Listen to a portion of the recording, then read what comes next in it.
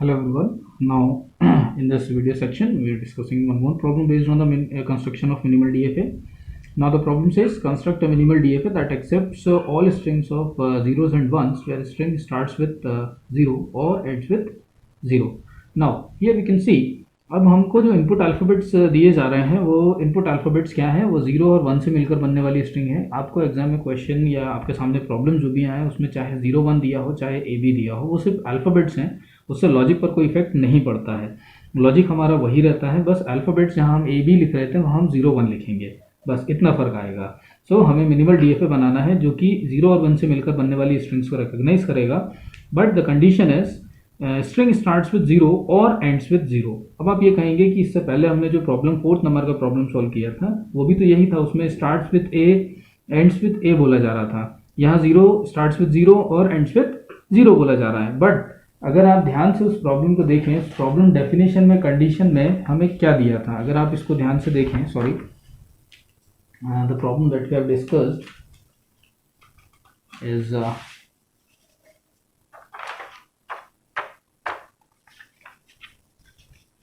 मैं आपको इसीलिए कंपेयर करके बता रहा हूँ कि जो प्रॉब्लम हमने डिस्कस किया है that problem is string starts with A and ends with A. अब यहाँ ध्यान दीजिएगा, जो जिस पर हमें जो कॉन्सेंट्रेट करना है वो है ये लॉजिक, यानी कि हमें कंडीशन दी है यहाँ पर एंड, यानी कि ए से शुरू हो और ए पर ही ख़त्म हो, दोनों कंडीशन ट्रू होना चाहिए, ए से शुरू होना चाहिए और ए पर ही ख़त्म होना चाहिए। यहाँ जो लॉजिक दिया हुआ है वो एंड नहीं है, वो क्या दिया हुआ है, वो लॉजिक दिया है और, यानी कि वो या तो 0 से शुरू हो या फिर 0 पर ख़त्म हो। ओके, सो ये जो है डिफरेंस है, आप देख सकते हैं यहाँ सिर्फ एंड और की वजह से जो है लैंग्वेज चेंज हो गई है, यानी कि जो हम स्ट्रिंग्स का सेट बनाएंगे वो पूरा चेंज हो जाएगा। अब हम देखते हैं कि कैसे ये चीज़ जो है हम इम्प्लीमेंट करेंगे, इसको कैसे हम इसको डिज़ाइन करेंगे। सो लेट्स सी, सबसे पहले हमें स्टेप्स वही फॉलो अप करने हैं। Input alphabets, we need to identify the input alphabets first, कि स्ट्रिंग हमारी किससे मिलकर बन रही है, क्योंकि उसी के बेसिस पर हम लैंग्वेज बनाते हैं। ओके, सो हमें 0 और 1 से मिलकर बनने वाली स्ट्रिंग्स बनानी है, so we have 0 and 1 as the input alphabets. Now the second thing is the language, we need to identify the language. So तो दिस, सबसे पहले हम यूनिवर्सल लैंग्वेज हम बनाते हैं अपनी।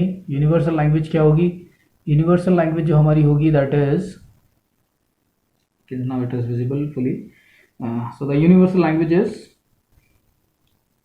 जीरो लेंथ स्ट्रिंग एप्सिलॉन, जिसमें इनपुट 0 और 1 दोनों ही नहीं होंगे। फिर 1 लेंथ स्ट्रिंग, आइदर इट में बी 0 और 1 इज 00 0 1, जैसा कि हम ए और बी के केस में कर रहे थे वही चीज़ हम यहाँ 0 1 के लिए लिखेंगे। ठीक है, सो 0 1 1 0 1 1, ये 2 length string, possible 2 length strings हो गई हमारे लिए।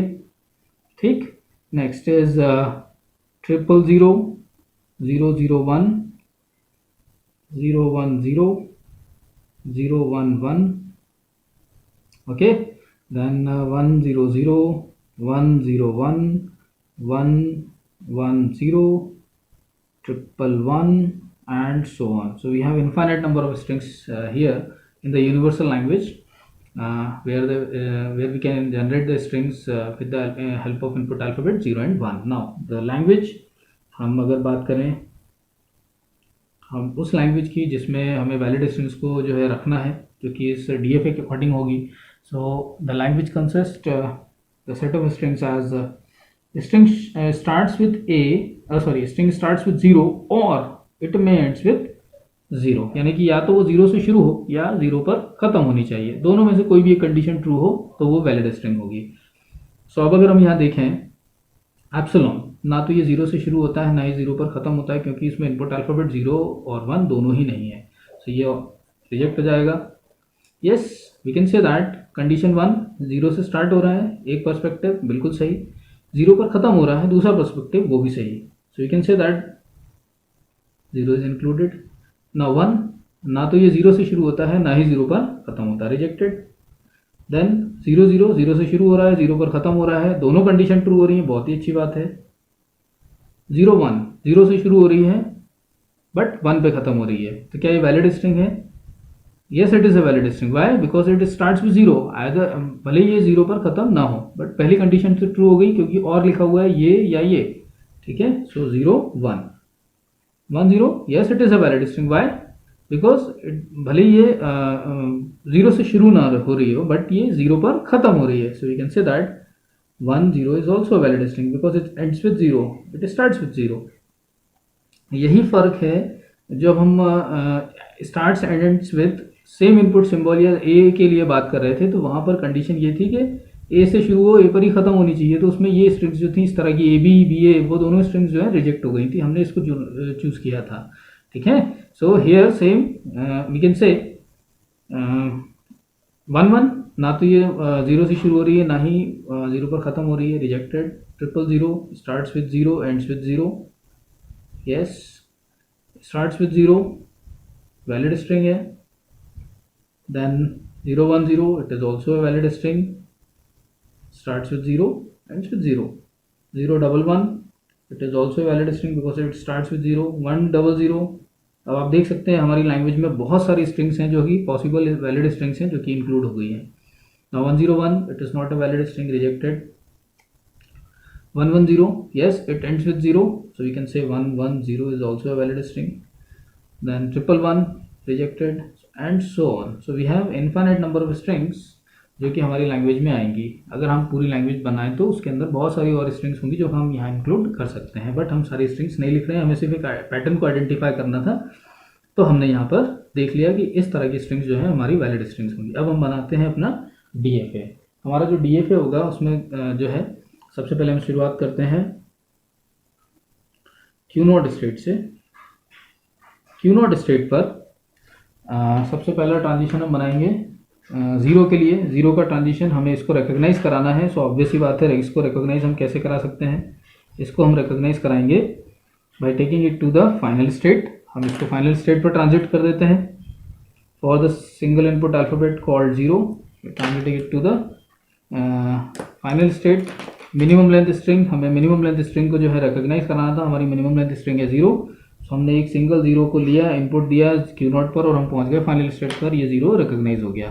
चलिए अब हम बात करते हैं इस स्टेट पर 1 के लिए।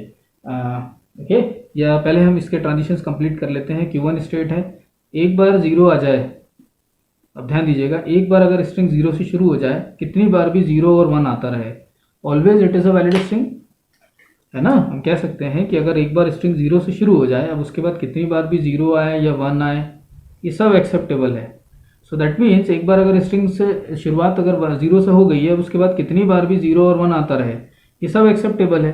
सो हम कह सकते हैं कि हम ए और बी दोनों के ट्रांजिशंस को इस स्टेट पर हम यहीं पर ड्रॉ करेंगे। So you can say, sorry, A और बी नहीं, my mistake, the input alphabet है 0 और 1। ओके, सो 0 और 1 दोनों के केसेस में हम ड्रॉ यहीं करेंगे। 0 कितनी बार भी 0 आए, 0 कितनी बार भी 1 आए, 0 कितनी बार भी 0 या 1 आता रहे, कितनी बार भी उसके कॉम्बिनेशन बनेंगे, वो सारे के सारे यहाँ एक्सेप्टेबल हैं। ओके, नाउ अब हम इस स्टेट पर बी ट्रांजिशन की बात करते हैं। सो बी का ट्रांजिशन कहाँ मूव होना चाहिए? बी का ट्रांजिशन पहले तो में हम देखते हैं कि अगर हम यहीं बना लेते हैं, सॉरी 1 का ट्रांजिशन अगर हम 1 का ट्रांजिशन अगर हम सेम स्टेट पर बना लेते हैं क्यू नॉट पर, तो व्हाट इट सेज 1, एक सिंगल 1 आया और फिर 0 आ गया, it is acceptable, good. But 1 0 1 अगर ऐसा हुआ तो उस केस में ये स्ट्रिंग भी क्या हो जाएगी, पास हो जाएगी, जबकि ऐसा नहीं होना चाहिए। इसका मतलब ये जो ट्रांजिशन हम सोच रहे हैं वो गलत ट्रांजिशन है, तो हम इस ट्रांजिशन को नहीं बनाएंगे क्योंकि 1 0 1 जैसी स्ट्रिंग को भी ये रीड कर लेगा। चलिए, अच्छा 1 के लिए अगर मैं ट्रांजिशन यहाँ भेज देता हूँ तो मैं ऑब्वियस ही बात है, मैं खुद कह रहा हूँ कि एक सिंगल 1 आएगा तो मैं फाइनल स्टेट पर चला जाऊँगा। क्या ऐसा सही है? नहीं, ये भी गलत है। तो हम ये ट्रांजिशन भी नहीं बना सकते, रिजेक्टेड। ठीक, ये भी गलत ट्रांजिशन है। तो अब हमारे पास एक ही पॉसिबिलिटी बचती है कि हम 1 का ट्रांजिशन जो है एक नई स्टेट पर भेज दें। तो हम 1 को जो है एक नई स्टेट पर ट्रांजिट कर देते हैं, which is termed as Q2। अब इसको Q2 कह सकते हैं, ठीक है। ये हमारी Q2 स्टेट हो जाएगी। नाउ फॉर इनपुट 1, क्लियर है। अब अगर हम बात करें Q2 स्टेट पर, क्योंकि हमने इस पर 0 और 1 दोनों का ट्रांजिशन बना लिया, इस पर 0 और 1 दोनों का ट्रांजिशन बना लिया, अब हमें Q2 पर 0 और 1 दोनों के ट्रांजिशन को कंप्लीट करना है। ठीक है, अब हमें सारा लॉजिक जो है यहाँ लगाना है। अगर यहाँ पर 1 आने के बाद, अब ध्यान दीजिएगा, मैं फिर से स्ट्रिंग्स लिख रहा हूँ और हमें यहाँ पर लॉजिक को इम्प्लीमेंट करना है। अगर एक बार स्ट्रिंग 1 से शुरू हो गई मान लीजिए, तो क्या हमेशा हम उसको इनवैलिड मानेंगे? नहीं। क्यों? क्योंकि अगर मान लीजिए स्ट्रिंग आने के बाद 1 आने के बाद 0 आ गया तो ये एक वैलिड स्ट्रिंग हो जाएगी, क्योंकि वो 0 पर ख़त्म हो रही है। तो इसका मतलब ये हुआ कि अगर एक बार 1 आया और अगर इस स्टेट पर 0 आता है या एक से ज़्यादा बार 0 आता है तो ये सब क्या होंगे? ये एक्सेप्टेबल होंगे। सो हम इसे जो है फाइनल स्टेट पर भेजेंगे। ठीक, अब आप कहेंगे कि हम फाइनल स्टेट पर यहीं भेज देते हैं, इसको यहीं ट्रांजिट कर देते हैं। अगर हमने ऐसा किया तो इसका मतलब ये हुआ कि 1 0 0 0 0 ये तो सब वैलिड स्ट्रिंग्स हैं तो एक्सेप्टेबल हैं, लेकिन 1 0, और क्योंकि हमने 1 का ट्रांजिशन यहीं बनाया है, 1 0 और 1, अगर ऐसी कोई स्ट्रिंग आ गई तो वो इसको क्या कर देगा? पास कर देगा। तो हम 0 का ट्रांजिशन यहाँ नहीं बना सकते। So in that case we need to generate the another final state from this state, okay, from Q2। so अब हम क्या करेंगे, यहाँ से एक और फाइनल स्टेट जनरेट करेंगे जो कि हम Q3 नाम से बोल देते हैं। so this is what we call the another final state Q3। Clear है? नाउ अब अगर हम Q3 स्टेट पर बात करें, so हम पहुंचे कैसे हैं Q3 पर? For the input alphabet 0 at Q2। ठीक है, अब अगर Q2 पर 1 आता है, सो Q2 पर 1 का ट्रांजिशन हमें कहाँ रखना है? अब हमें फिर से देखना होगा। Q2 स्टेट पर 1 आता है तो इसका मतलब ये हुआ कि हम पहले एक बार 1 रीड कर चुके हैं, इसके बाद एक और 1 आया, तो हमें क्या करना है? क्या एक इनवैलिड स्ट्रिंग है? तब तक इनवैलिड है जब तक ये 1 आ रहा है। जैसे ही 0 आ जाएगा तो ये क्या हो जाएगी? एक वैलिड स्ट्रिंग हो जाएगी। So that means we can say 1, अगर मैं सेल्फ लूप बना देता हूँ, ओके, ध्यान दीजिएगा, अगर मैं 1 आने के बाद यहाँ 1 के लिए सेल्फ लूप बना देता हूँ तो इसका मतलब ये हुआ कि मैं 1 आने के बाद तब तक वेट करता रहूँगा 1 के लिए जब तक कि 0 नहीं आता। ठीक है, so we can say that we can make the self loop for 1। कब तक? जब तक कि 0 नहीं आता। जैसे ही 0 आएगा हम ट्रांजिट हो जाएंगे कौन सी स्टेट पर? जो है Q3 स्टेट पर। ठीक है, तो ये वैलिड स्ट्रिंग को रिकॉग्नाइज कर लेगा। अब अगर हम यहाँ फाइनल स्टेट पर 0 और 1 दोनों के ट्रांजिशंस की बात करें, सो 1 0, अभी हमने देखा था कितनी बार भी 0 आया एक्सेप्टेबल है। सो 0 की ट्रांजिशन हम कहाँ बनाएंगे? यहीं पर। ठीक है, why? 1 0 0 0 0 0, it always ends with 0, that means it always be a valid string because it ends with 0, okay, but in case of 1, अब अगर हम इस स्टेट पर 1 के लिए ट्रांजिशन बना रहे हैं तो 1 का ट्रांजिशन क्या होना चाहिए? एक तो है सेल्फ लूप। अगर मैं सेल्फ लूप बना देता हूँ तो इसका मतलब ये हुआ 1 0 1 एक्सेप्ट हो जाएगा, जबकि वो एक इनवैलिड स्ट्रिंग है, नहीं होना चाहिए। ठीक है, सो 1 0, अब मेरे पास पॉसिबिलिटी ये है कि मैं इस पर तो ट्रांजिट नहीं कर सकता क्योंकि ये फाइनल स्टेट है। ठीक है, मैं इसी स्टेट पर ट्राई कर लेता हूँ। 1 0 1 1 1 1 1, तब तक जब तक कि 0 नहीं आता। ये एक वैलिड ट्रांजिशन होगा। सो you can say that we can make the transition of this one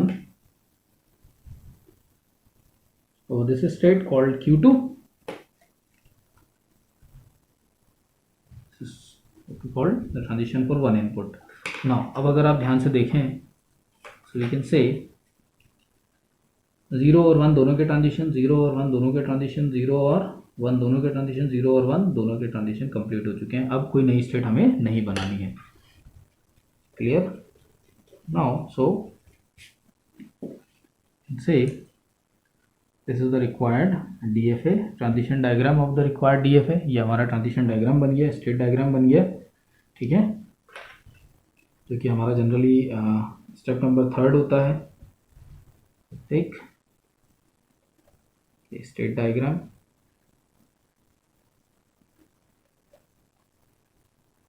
अब हम आते हैं टपल्स के डेफिनेशन पर। टपल्स को डिफाइन करेंगे with this corresponding to this DFA। So the formal definition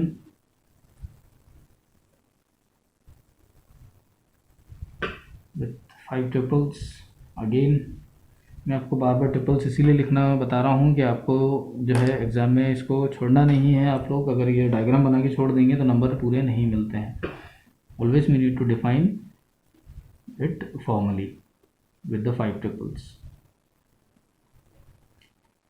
Input alphabets, then set of final states, then transition function. Okay, now Q, the set of states we have.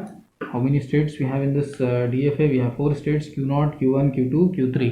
We have these 4 states, so we just need to specify here Q0, Q1, Q2, Q3. This is what we call set of states. Okay, the next is Q0. Q0 is the initial state,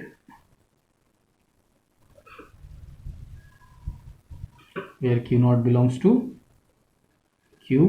Okay, and the next is set of input alphabets. So how many input alphabets we have here? We have the set of input alphabets as 0, 1. यहाँ हमारे input alphabets A भी नहीं है, 0, 1 है.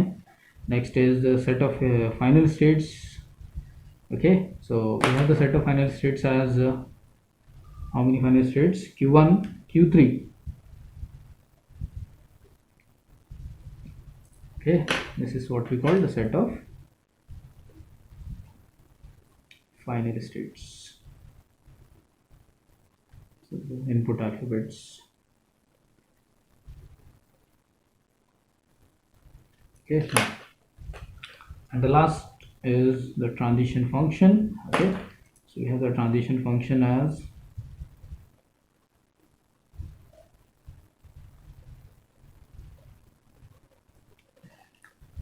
now. अब हम one by one transition functions define करेंगे इन सबके लिए transitions. So transition at Q0 state with input alphabet 0, Q1. Transition at Q0 with 1, Q2. Transition at Q1 with 0, which is Q1 itself.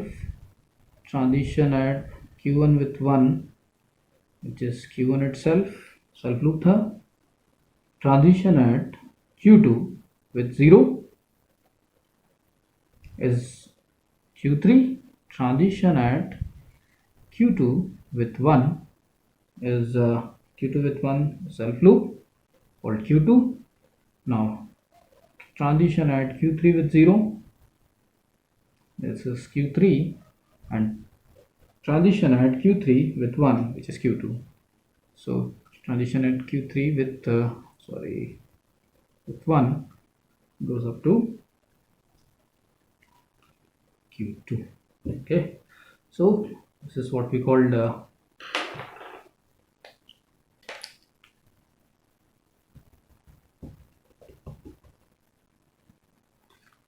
DFA, and the definition of the 5 tuples here. Okay, so